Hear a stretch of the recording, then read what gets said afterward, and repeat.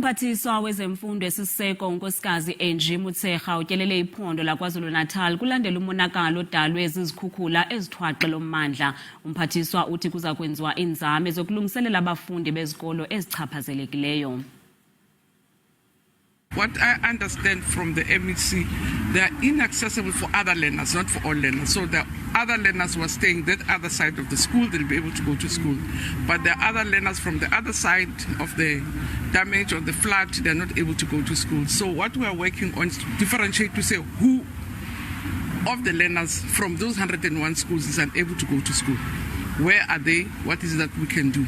That's where my discussions with the Minister of Communication comes in to say what is that we do with those learners.